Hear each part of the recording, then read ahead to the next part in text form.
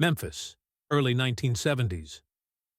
Deep inside Graceland, in a room long forgotten, Elvis Presley stumbles upon an old, battered wooden chest. It once belonged to his grandmother, Minnie May, Dodger, as everyone called her. At first glance, it looks ordinary. A scratched lid, a broken lock, the faint smell of time. Yet the moment he pries it open, Elvis feels the ground shift beneath him. Inside are relics no one expected. Letters worn thin, faded photographs, tiny keepsakes, heavy with meaning. Each object pulls him backward into the shadows of his family's past. Poverty, secrets, unspoken tragedies. Every scrap whispers of a history carefully hidden, a truth that had been buried to protect him, or perhaps to protect others. As he kneels there in the dim light, Elvis realizes this is not just a box of mementos. It is a doorway, a mirror, a reckoning. For the first time, the king confronts not the roar of a crowd or the glare of the stage, but the ghosts of his own bloodline. And what he finds will unravel everything he thought he knew about where he came from, forcing him to face a truth as heartbreaking as it is undeniable. This is the story of Elvis not as a legend, but as a son, a grandson, a man searching for the pieces of himself hidden in silence. Let us know where you're watching from, and we hope you enjoy the story. The summer of 1972 in Memphis carried a strange stillness for Elvis Presley. Outside the gates of Graceland, cars still lined the boulevard, their headlights reflecting off the iron gates with their iconic musical notes. Reporters hovered, fans waited, and the legend of the King seemed louder than ever. Yet inside the great white mansion, the atmosphere was heavier, quieter, almost oppressive. Elvis had returned from another series of concerts, his body drained, his nerves frayed. The spotlight had never been brighter. But behind it all, the man was unraveling. He spent restless nights pacing through the corridors of Graceland, sometimes barefoot, sometimes still wrapped in the silken belts of his stage costumes. Sleep came rarely, and when it did, it was shallow, full of images he could not shake.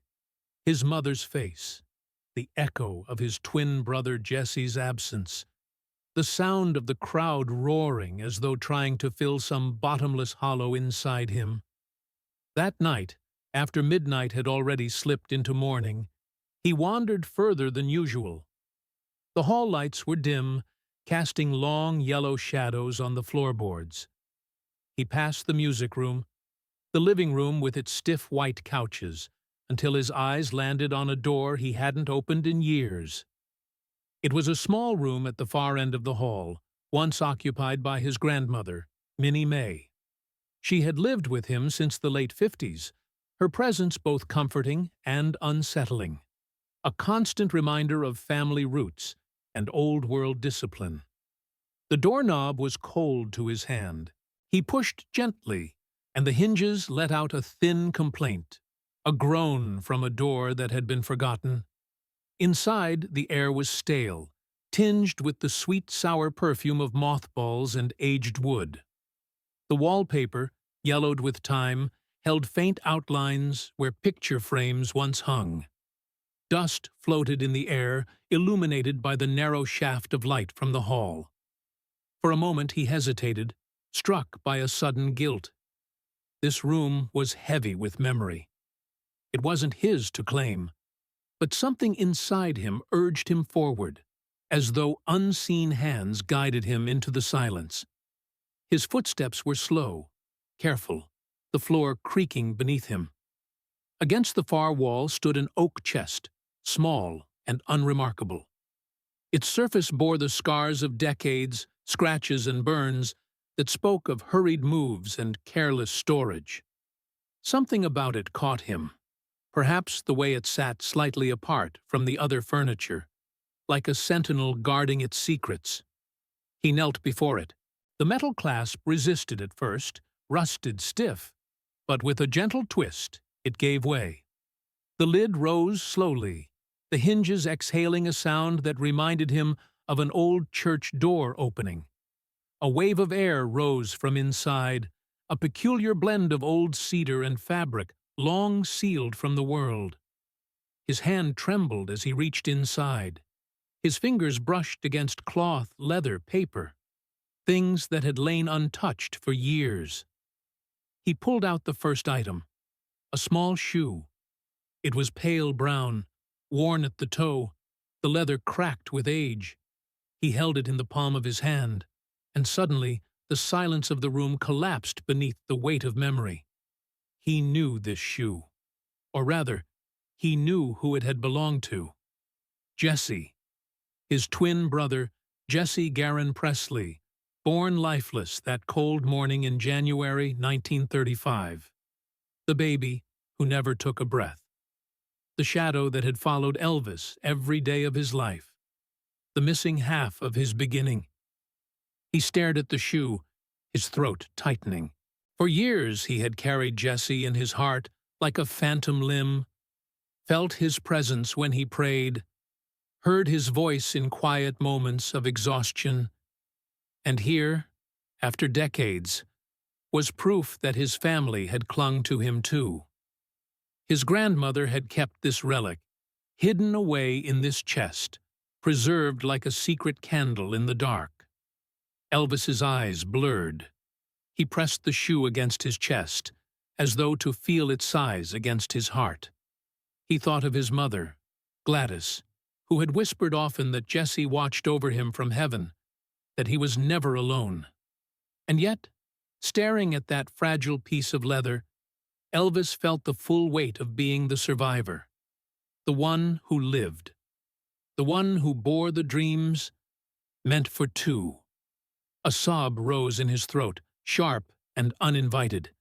He bit down hard, shaking his head, unwilling to let it spill into the silence, but tears betrayed him, slipping past his lashes, falling onto the shoe. He wiped them away quickly with the sleeve of his robe, ashamed of the weakness even in his solitude. The room felt suddenly alive with ghosts. He could almost hear the rocking chair creak with his grandmother's presence, smell his mother's soap and flour, hear her voice humming lullabies meant for two sons instead of one. The shoe grew heavier in his palm, as though Jesse himself leaned against him. He set it carefully on the floor beside him, his hands trembling as though he had just held something sacred. He reached again into the chest, searching for… what? Comfort? More pain? He didn't know. The objects inside whispered of lives he had half forgotten. A folded apron that smelled faintly of tobacco and flour, a cracked photo frame without its picture, and beneath them all, something else, paper tied together with a piece of frayed string. Elvis pulled it out slowly. The bundle of letters was thick, the paper yellowed, edges curling. His breath caught. They were his mother's. The handwriting was unmistakable, curved, hurried strokes, ink faded but strong. For a moment he froze, the bundle trembling in his hands. His heart pounded, torn between dread and longing. He hadn't heard her voice in so many years, not since 1958, when death had stolen her from him just as his fame began to rise. Now, in this fragile packet of paper, her voice seemed to call him back. He clutched the letters to his chest, his tears unchecked now. The mansion around him, the fame, the concerts, the headlines, none of it mattered in that instant. He was just a son again, kneeling in the dim light of his grandmother's forgotten room, holding the remnants of a family that had shaped him in love, loss, and silence. And though he didn't know it yet, those letters would change everything. Elvis sat cross-legged on the creaking floorboards of the little room, the bundle of letters pressed tightly between his fingers. The shoebox scent of cedar lingered around him, mixed with the sharper, almost metallic odor of old ink and paper. The knot of twine was stiff, brittle. He tugged it loose carefully, afraid that one careless move might tear what remained of his mother's hand across these fragile pages.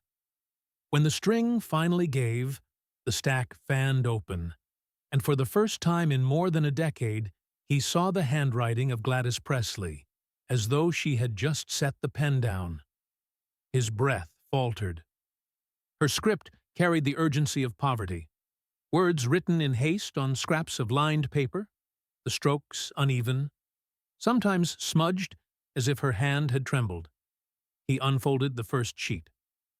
"My dearest," it began, not addressed to anyone in particular.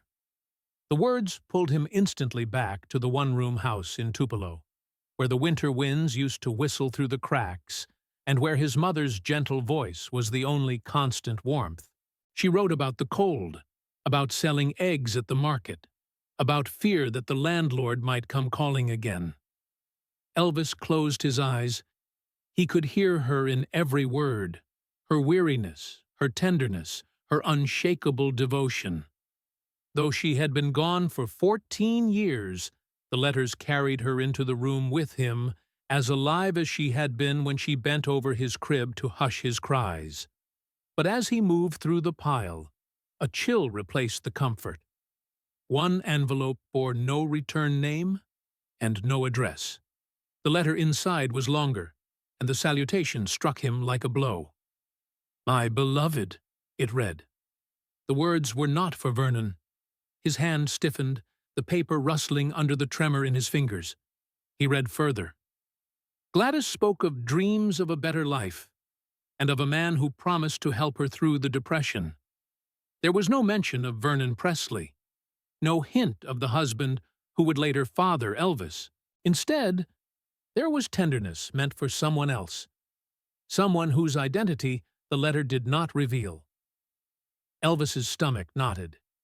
He felt a hot wave of disloyalty for even reading it, but he couldn't stop. His pulse thudded in his ears. Had his mother loved another man before Vernon? Was there more to her story than he had ever been told? He set that page aside, unsettled, and picked up another. This one dated 1934, written in the depths of winter. Gladys's script wavered across the lines. "I am so scared for the baby," it read. "The doctor says I may lose them both. Lord help me if I do." The words cut through him. Lose them both. She had been pregnant with twins, Jesse and himself, and had feared they would not survive. She had carried that terror long before he took his first breath. Elvis's eyes blurred, his chest tightening with guilt. All his life he had lived with the ache of Jesse's absence, the phantom brother who never grew beside him. And now, here was proof that their mother had feared that outcome from the beginning. She had known, somehow. She had anticipated the loss.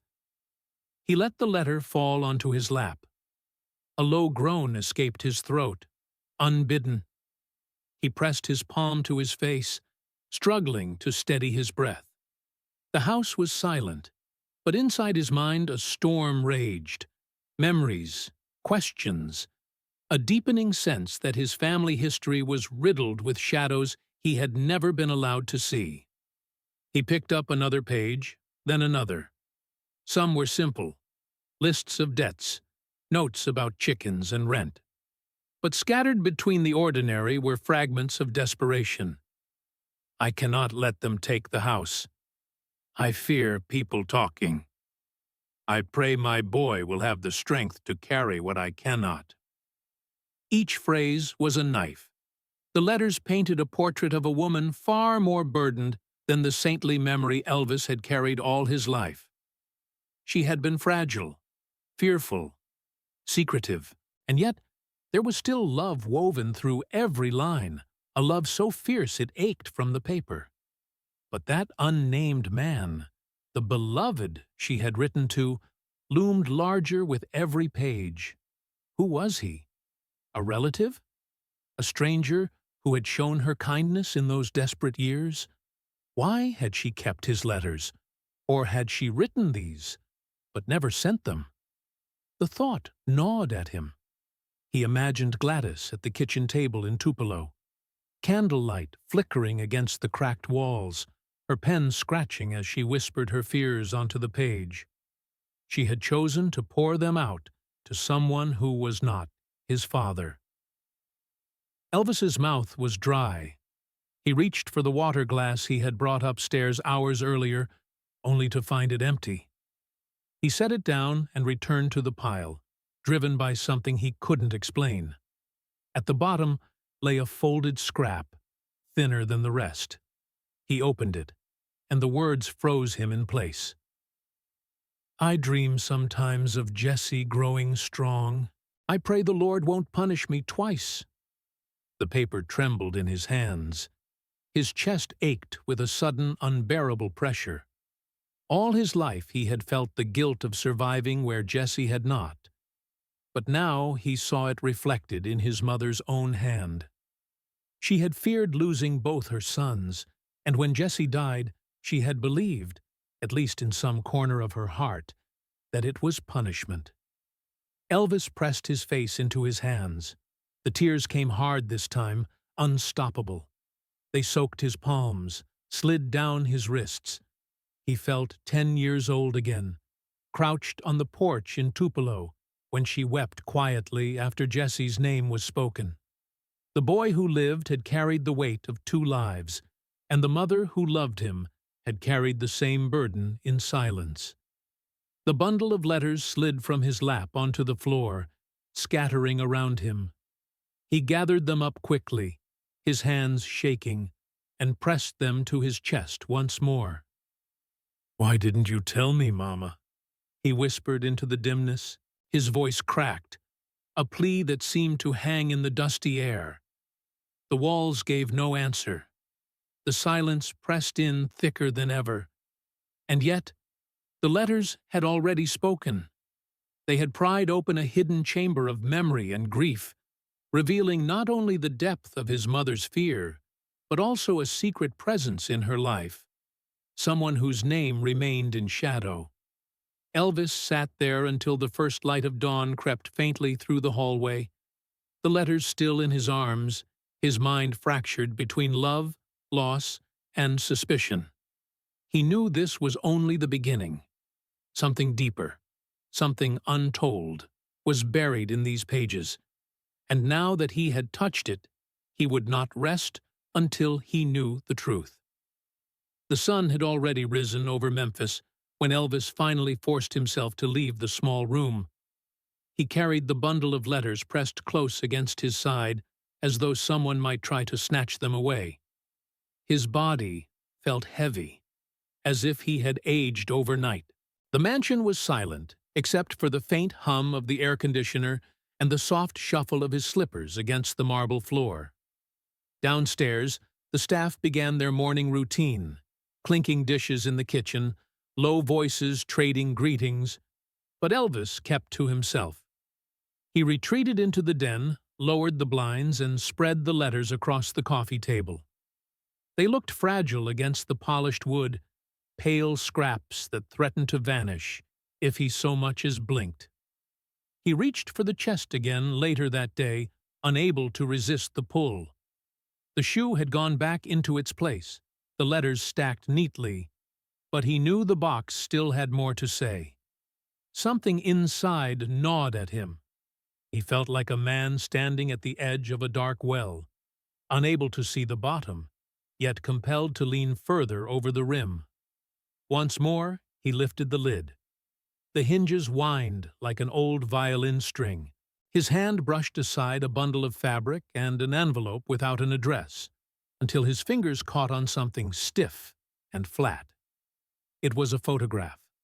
Small, no larger than a playing card. The corners were bent, the surface creased in 2 sharp folds.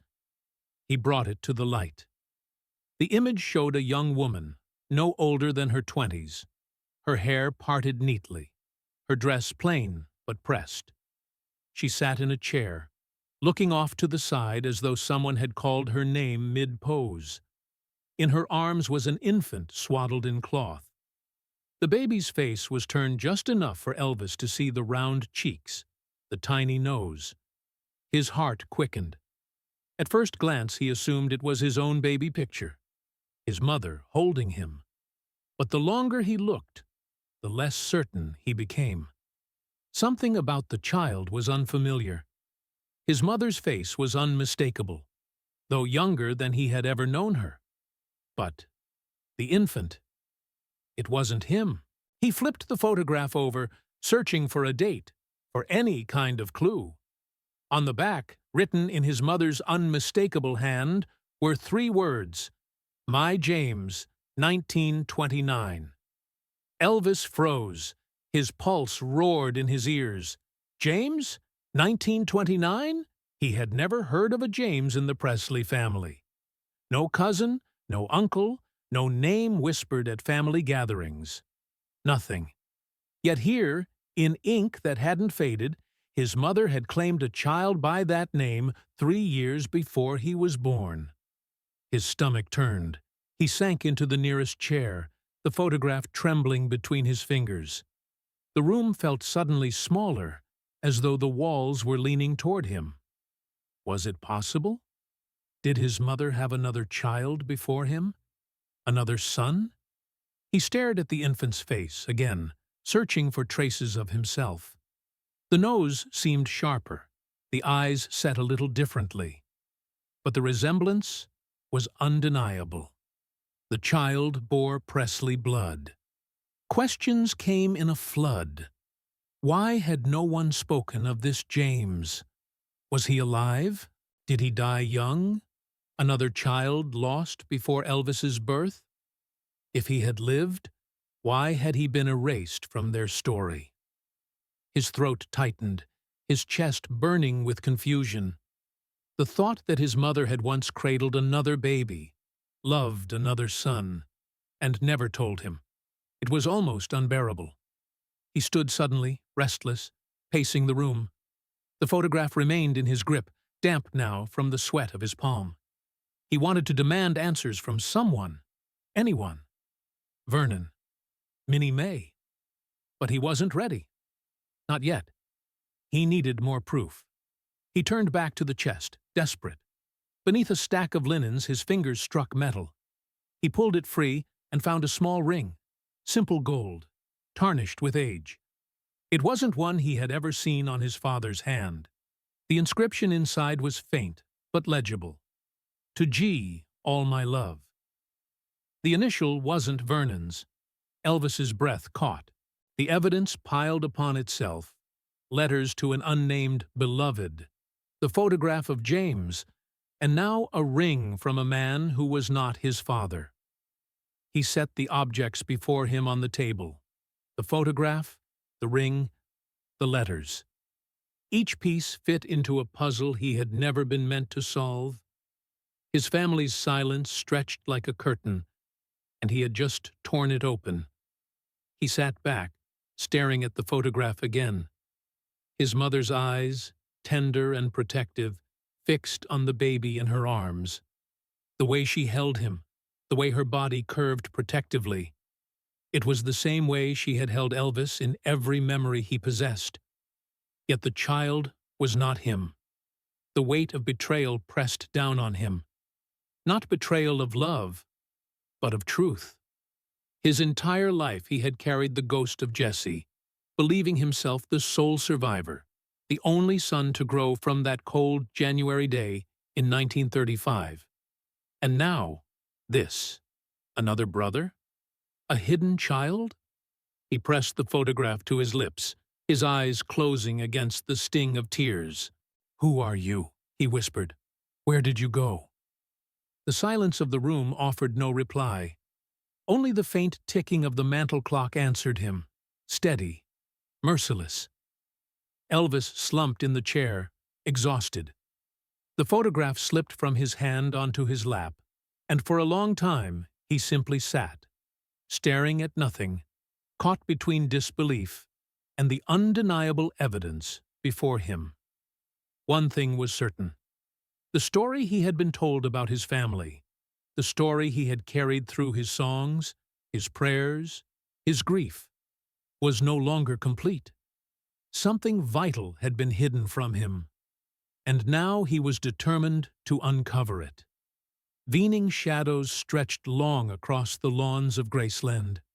The cicadas outside buzzed like static, filling the still air with their ceaseless cry.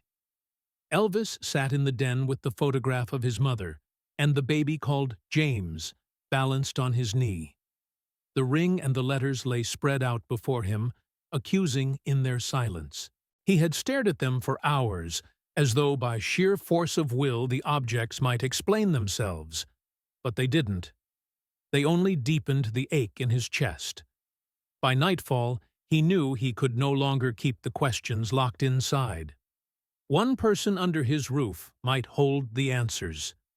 Minnie May, his grandmother, the family's oldest living witness. He climbed the staircase slowly, the photograph tight in his hand.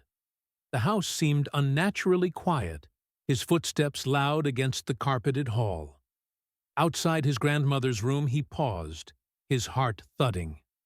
She was a hard woman, sharp tongue, stubborn spirit, the matriarch of a clan riddled with secrets. Yet she had always shown him a softer side. He had been her pride, her grandson, who had risen from a shotgun shack in Tupelo to a mansion that the world knew by name.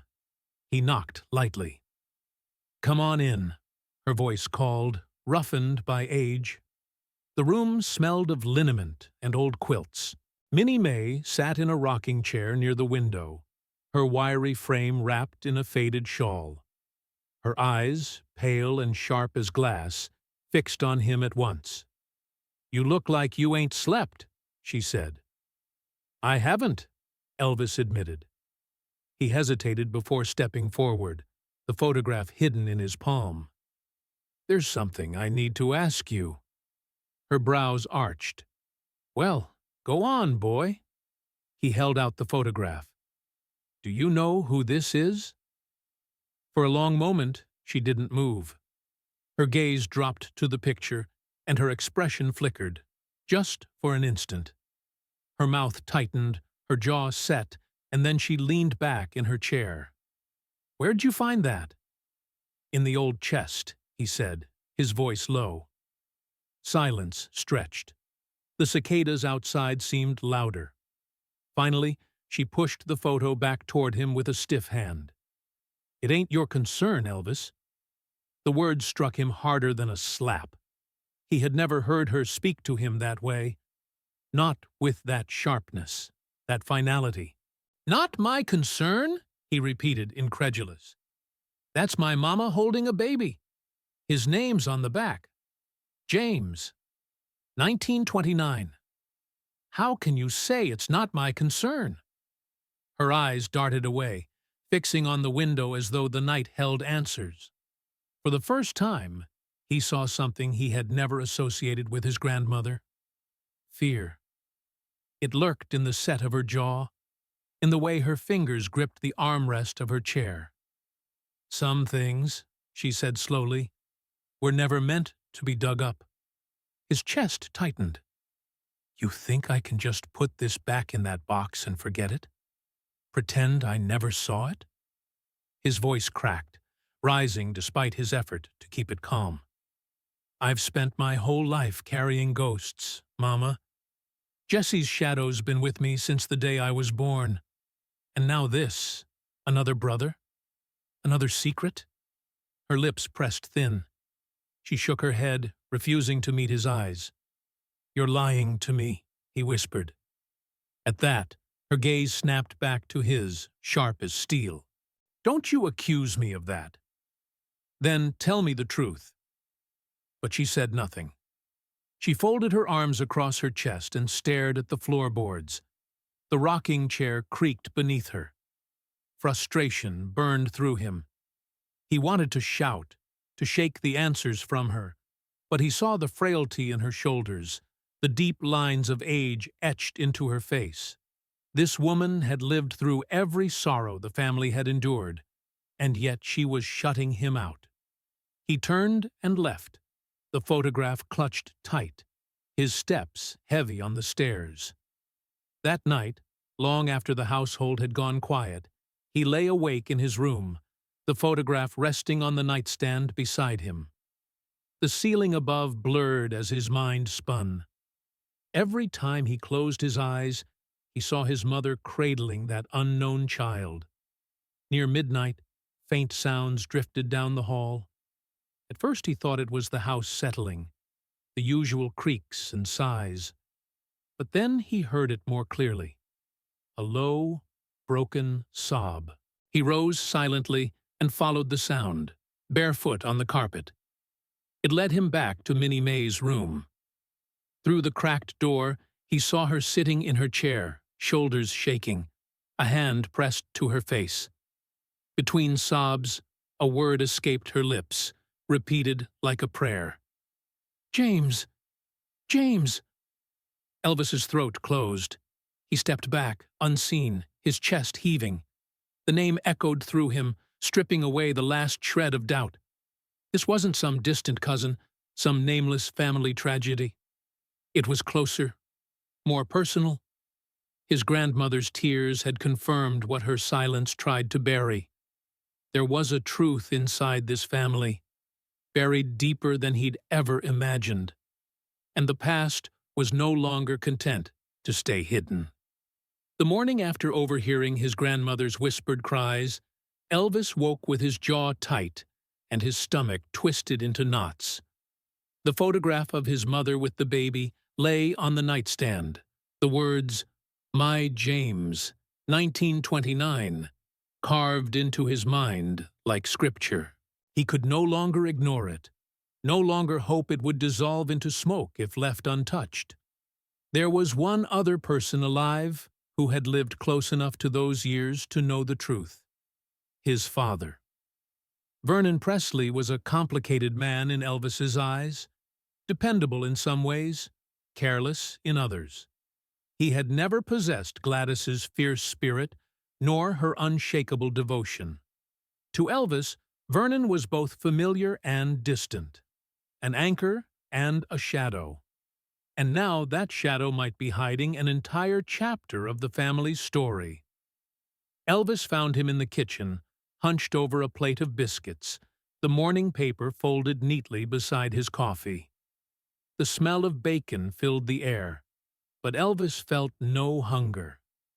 He stood in the doorway for a moment, watching his father sip from the cup, the lines around his eyes deepening with age. "Daddy," he said finally. Vernon looked up. "Morning, son. You look like you've been wrestling with the devil all night." "Maybe I have." Elvis stepped closer, pulling the photograph from the pocket of his robe. He placed it on the table between them. "I found this yesterday." Vernon's fork froze halfway to his mouth. His eyes locked on the picture, and a visible tremor ran through his hand. He set the fork down slowly, his face paling. "Where'd you get that?" he asked, his voice tight. "In Grandma's chest," Elvis said, his tone firm, "along with letters. Letters from Mama. Some were written to someone else, not you." Vernon's jaw clenched. He pushed the plate aside, his appetite gone. "Elvis, that's old business. Has nothing to do with you." "Don't tell me that," Elvis snapped. His voice rang sharp in the quiet kitchen. "That's my mama. That's my blood. You expect me to look at this baby, see his name written in her hand, and just walk away?"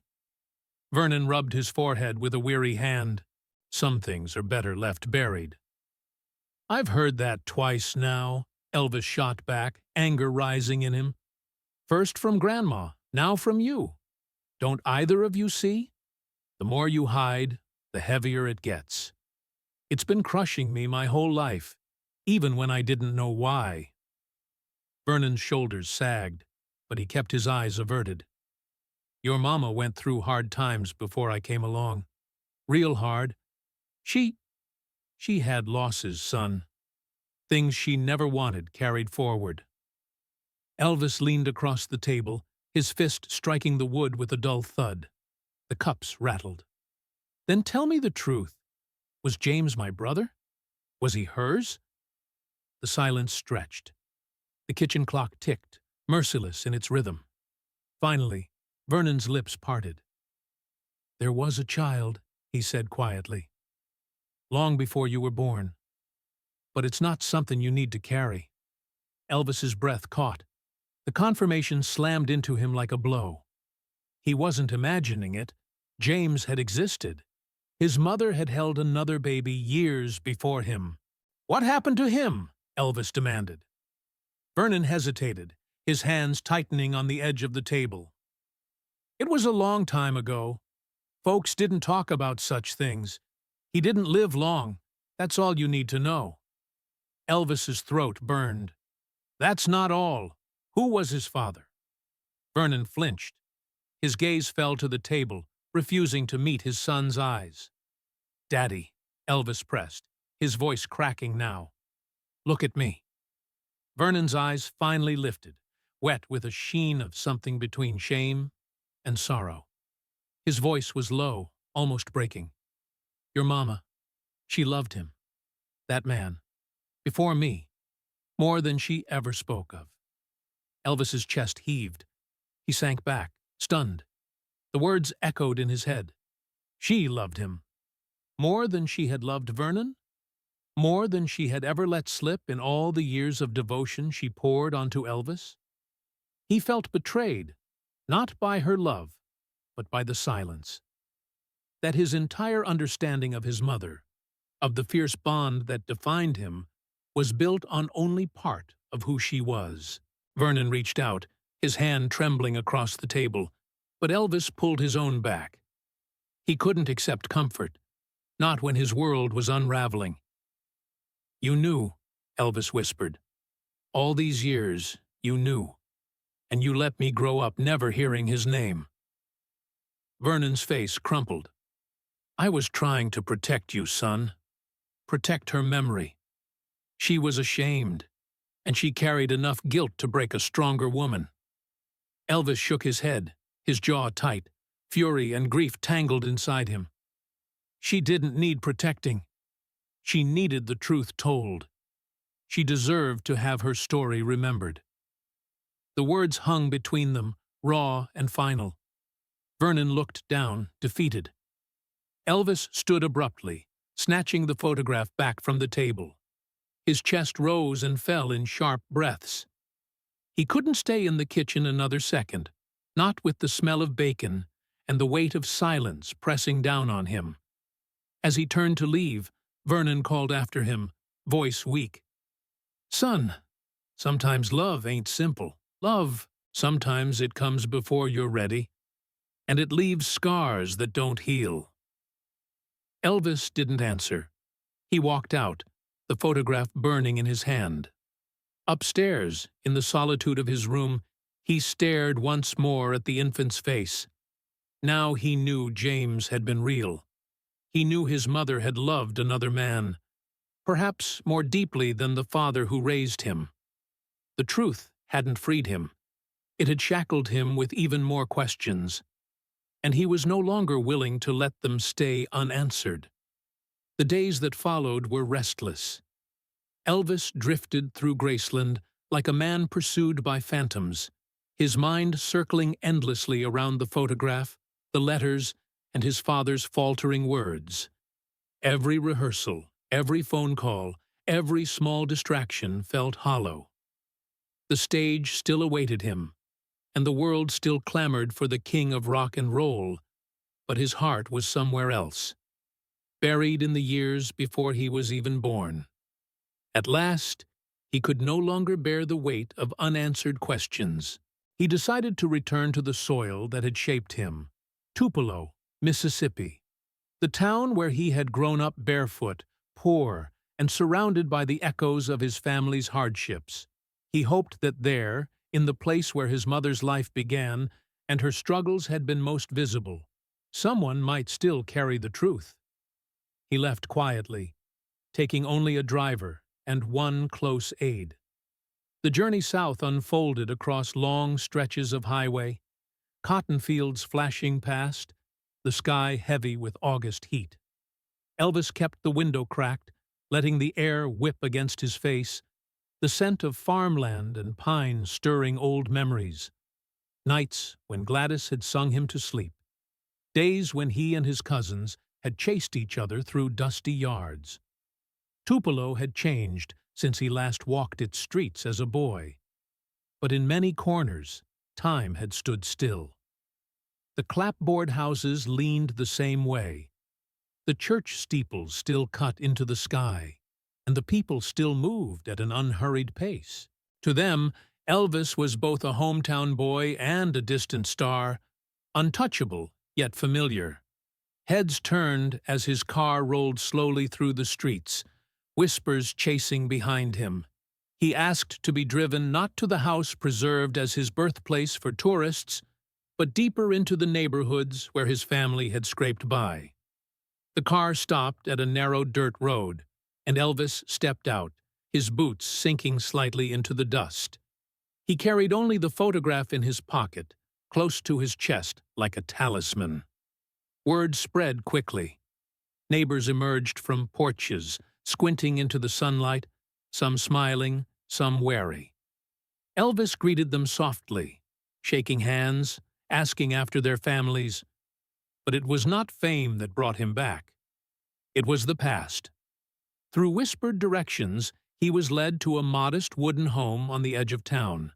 Its porch sagged, its paint peeled, but the rocking chair out front was occupied by a woman well into her 80s. Her eyes, sharp despite the years, lit with surprise when she recognized him. "Elvis Aaron Presley," she said, her voice creaking with age but steady. "I never thought I'd see you back on this road." He removed his sunglasses, letting her see the weight in his expression. "Ma'am, you knew my mama, didn't you? Back when she was just a girl." Her gaze softened. Everybody knew Gladys, sweetest heart in Tupelo, though she carried sorrow in her bones even as a child. Elvis swallowed hard. "I found something. A photograph. It says James, 1929. Do you know who that was?" The woman leaned back slowly, her eyes narrowing as though pulling memories from the far corners of her mind. Silence stretched between them until she finally nodded. "I do," she said quietly. "That was her boy." The words landed heavy. Elvis's knees nearly buckled. He gripped the railing of the porch to steady himself. "Her boy," he whispered. "Her son?" The old woman nodded again. "Born before she married your daddy. Folks didn't talk about it much. Times were hard. People judged. She kept it close. But those of us who lived down here, we knew." Elvis's throat tightened, his voice hoarse. "What happened to him?" Her eyes dropped, her face shadowed with grief. "He was a frail thing. Didn't make it long. Just a baby when the sickness took him. But your mama, she loved him fierce. Never stopped carrying him in her heart." The words struck like hammers. Another brother. Another child lost. Elvis felt the ground tilt beneath him, his breath coming short. Jesse's death had haunted him his whole life. Now there was James too, buried even deeper in silence. He pulled the photograph from his pocket and handed it to her. Her hands trembled as she studied it. A faint smile touched her lips. "Yes, that's him. I remember her holding him just like that." Elvis stared, unable to speak. His chest felt crushed under a weight he hadn't known was there, but now could never set down. The woman looked up at him, her eyes wet. "Your mama was just a girl herself. She did what she had to do. Some truths weren't safe to share back then." He nodded faintly, his jaw trembling. "Do you know where they lived? Where she kept him?" The woman hesitated, then pointed down the road. "Old shack, long abandoned, half fallen by now. But if you're looking for answers, you might find pieces there." Elvis thanked her, his voice barely steady, and returned to the car. He sat for a long while before speaking, the photograph still burning in his hand. The driver waited in silence as Elvis stared out the window, the fields blurring through his unshed tears. At last, he gave the order. "Take me there." The car rumbled forward down the dirt path, every mile pulling him deeper into his mother's hidden past. He knew, with bone-deep certainty, that the road ahead would not lead to peace. It would lead to more shadows, more grief, more truths too heavy for one man to bear. And yet, he could not turn back. Not now. The road narrowed to little more than a dirt trail, hemmed in by tall weeds that brushed against the sides of the car. Elvis leaned forward in the back seat, eyes fixed ahead, his knuckles white as he clutched the photograph in his hand. The air grew heavier the farther they went, the Mississippi sun pressing down, cicadas screaming from the trees. At last, the car rolled to a stop. There it was. The shack stood at the edge of a grove, leaning as though one strong gust might send it to the ground. The roof sagged, shingles curling like brittle paper. The wooden boards of the walls were gray and warped, gaps yawning where time had pried them apart. A broken window stared outward like a blind eye, shards of glass clinging stubbornly to the frame. Elvis stepped out, his boots crunching against the dry earth. The silence here was different, thicker, almost reverent. Even the cicadas seemed to hush as he approached. He pushed the door gently. The hinges moaned, and the smell hit him at once. Rot, damp wood, the faint trace of ash from a stove long gone cold. The air inside was stale, carrying a ghostly chill despite the August heat outside. He entered slowly, each step stirring dust that floated in pale beams of light cutting through the cracks. The floor groaned under his weight, threatening to give way. He stopped in the center of what had once been the main room. The walls were bare, the wallpaper long stripped away, but the outlines of a family's life clung faintly to the space. Against one wall stood a rusted iron crib, its paint chipped down to the metal. Elvis's breath caught. The sight of it froze him in place. He moved closer, his chest tightening as he laid a hand on the railing. The metal was icy, as though it remembered every night it had cradled a child. His mind flooded with an image, his mother, young and worn, bending over this very crib, whispering to a baby he had never known. Beside the crib, half buried under a pile of debris, something caught his eye. He crouched, brushing away dirt and broken plaster until he uncovered a thin booklet. He lifted it carefully, the cover nearly crumbling at his touch. It was a birth certificate, the paper yellowed but still legible. His hands shook as he read the words. Name: James Presley. Date of birth: 1929. Mother: Gladys Love Smith. Elvis's throat closed. The room swam. He sank back onto his heels, the document trembling in his grip. It was real. Not whispers, not speculation. His mother had indeed brought another son into the world years before him. He pressed the paper to his chest, his breath shuddering. For a long moment, he could not move. It felt as though the house itself was breathing with him, holding its silence while he absorbed the truth. When he finally stood, his eyes roamed the room again. A small wooden chair sat in the corner, its legs uneven, one rung broken. On the wall above it, faint outlines of nails showed where pictures had once hung, the shadows of a vanished life. Elvis closed his eyes, listening. The wind slipped through the broken boards, whispering against his ears. He almost thought he heard a child's cry, distant and fleeting, swallowed by the silence of years. He walked slowly through the rest of the house. In one room, he found a cracked mirror, its surface warped. He caught his reflection in it, a pale, haunted face staring back. For a moment, it was as though James was staring at him through the glass, a brother's ghost measuring the man who had taken his place in the world. His heart pounded. He turned away quickly, his chest aching with a guilt that had no outlet. He had been the chosen one to survive, to carry the Presley name into fame and fortune, while another life, two lives, Jesse and James, had slipped into silence. Back in the main room, he lowered himself into the broken chair. The wood creaked under his weight, threatening to collapse, but he didn't care. He sat there, staring at the crib, the certificate clutched in his hand. "This should have been your story, too," he whispered into the stillness. The only reply was the faint rustle of weeds outside, swaying against the broken boards. After what felt like hours, Elvis rose. He folded the certificate carefully, slipping it into the inner pocket of his jacket. The photograph of his mother and James joined it. These were no longer just relics. They were proof, anchors of truth in a sea of silence. He stepped outside into the glaring sun.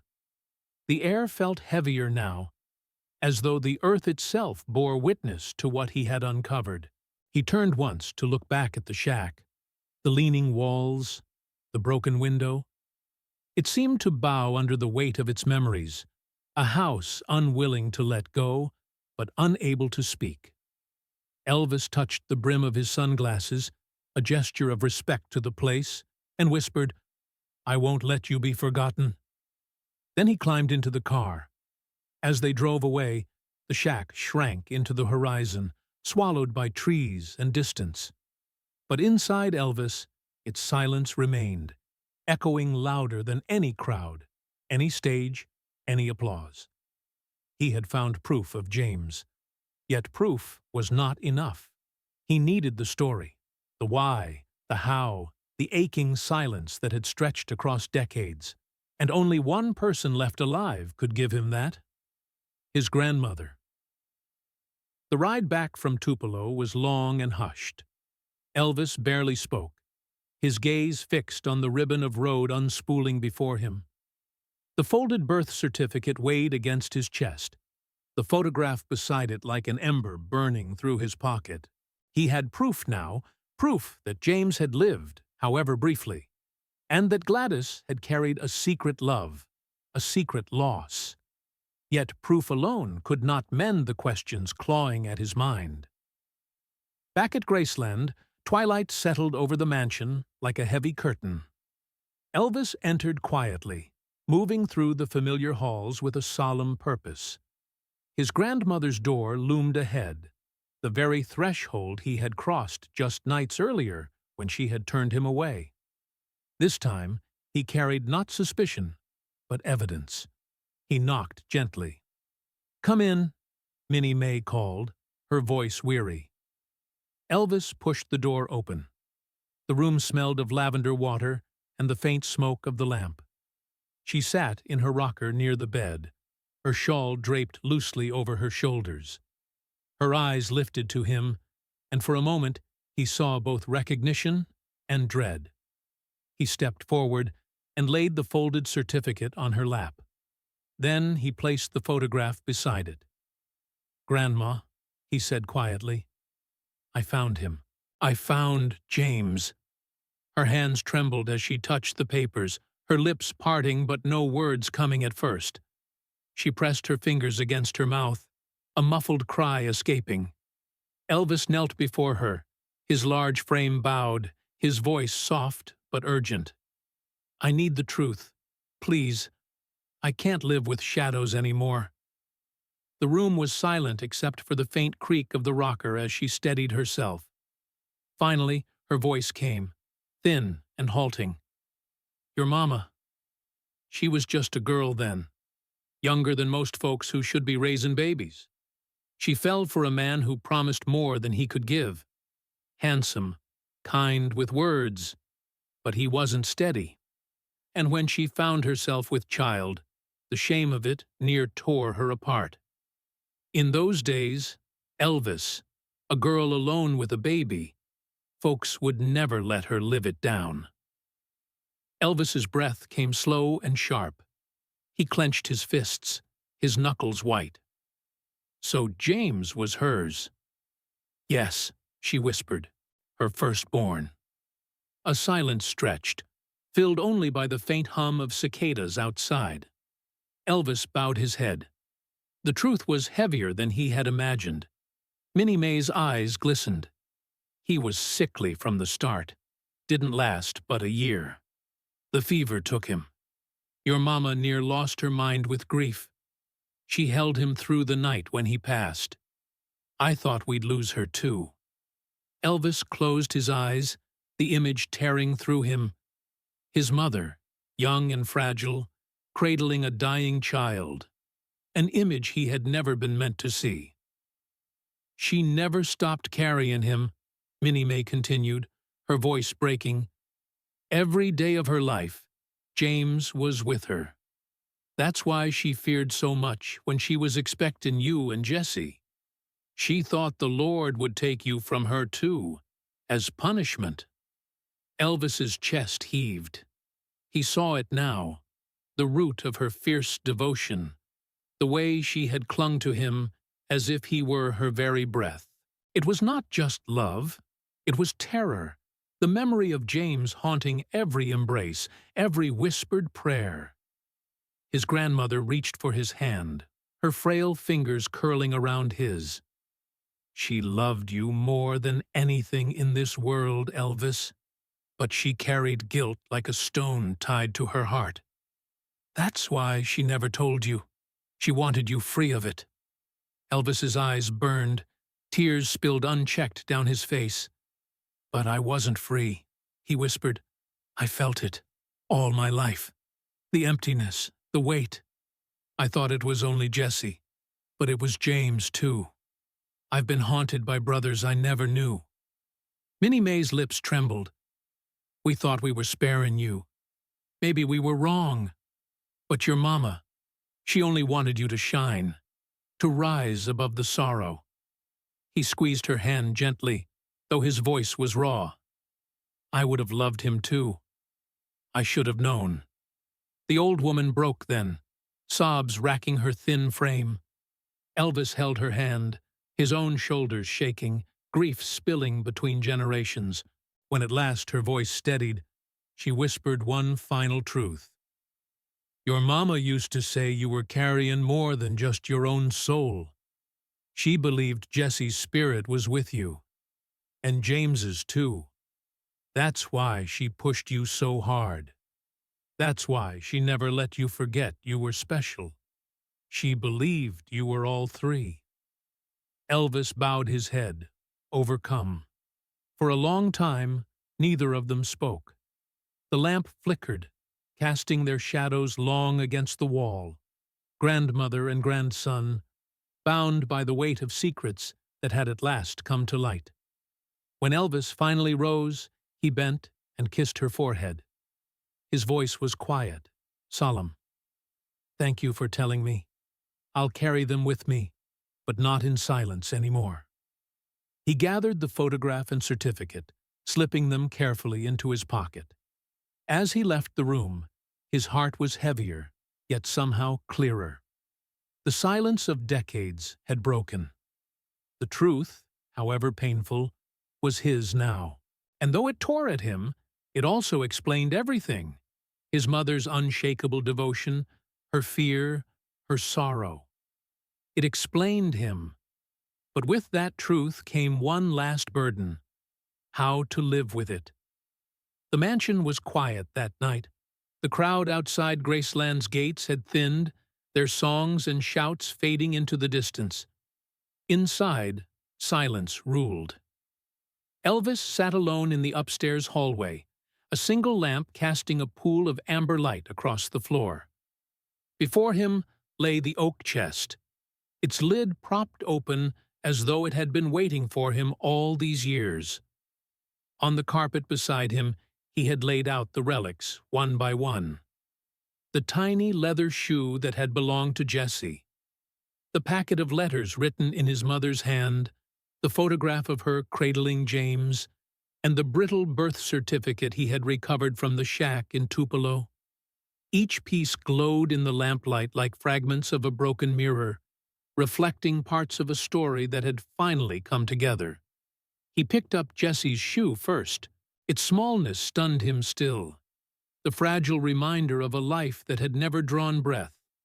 He held it gently, tracing the cracks in the leather with his thumb, and whispered, "I've been missing you all my life." His throat tightened, but he set the shoe down carefully, almost reverently, before reaching for the next relic, the letters. He unfolded one, the ink faded, but her voice alive in every line. He read the words he already knew by heart, his mother's fears, her prayers, her tenderness. This time, though, he heard them differently. They were not only the cries of a poor woman facing hardship. They were the words of a mother who had already lost once, who feared losing again. Her love had not been desperate. It had been shaped by grief too deep for words. His hand moved to the photograph. The young Gladys smiled faintly at something unseen, her arms wrapped around the swaddled infant. James, a brother he had never known, hidden away in silence, yet present in every tear his mother shed, every protective embrace she gave him. Elvis pressed the photograph against his chest, his heart aching. "I wish I'd known you," he whispered into the emptiness. Finally, he unfolded the certificate. The paper was thin, edges curling, but the name was still legible. James Presley, 1929. Proof that he had not imagined it, that his mother's secret had been real, that his bloodline carried more than he had ever been told. The weight of it all bore down on him then. Two brothers, Jesse, who never drew breath, and James, who had lived too briefly. And he, the survivor, the one left to carry their absence. For years he had felt the hollowness inside him, the unspoken grief that shaped his songs, his faith, his longing for something beyond the stage lights. Now he understood why. He had not been living only his own life. He had been carrying theirs, too. Tears welled and spilled freely. He did not wipe them away this time. He let them fall, heavy and hot, onto his hands, onto the papers, onto the carpet. His body shook with sobs that had waited decades for release. No crowd, no manager, no camera was here to witness it. Only the walls of Graceland, the shadows of his mother, and the brothers whose lives had been cut short. In the midst of those tears, something shifted inside him. The anger, the betrayal, the confusion, all gave way to a deeper stillness. He felt, for the first time, that he was not alone. That in some way, Jesse and James had never left him. They were with him on stage when he sang, in the quiet hours when he prayed, in every note of longing that rose from his chest. He lifted his head, breathing raggedly, and spoke aloud, his voice hoarse but steady. "You're in me, both of you, and I'll sing for all of us." The words lingered in the air, a vow carried upward into the silence. He believed it. With every fiber of his being, he believed it. The night deepened. Outside, a train horn moaned in the distance, echoing across the Memphis sky. Elvis gathered the relics carefully and placed them back inside the chest, not as hidden secrets now, but as treasures he had chosen to preserve. He closed the lid gently, his hand resting on the wood. Then he rose. He wore a white kimono-style robe, the fabric brushing lightly against the floor as he moved toward the window. The city lights shimmered far off, a faint glow against the horizon. Graceland stood silent around him, yet he felt surrounded, not by emptiness, but by presence. For the first time in years, he allowed himself to weep without shame. Not the quiet tears of exhaustion, not the suppressed sobs of guilt, but deep, cleansing weeping. These tears carried acceptance. They carried release. When at last the storm passed, Elvis stood taller. The ache in his chest remained, but it was no longer a wound. It was a bond. A reminder that his life had never been his alone. He turned from the window, the quiet of the house enfolding him. Somewhere beyond sight, he felt his mother's love, Jessie's silent companionship, James's fragile memory. They were part of him, inseparable, forever.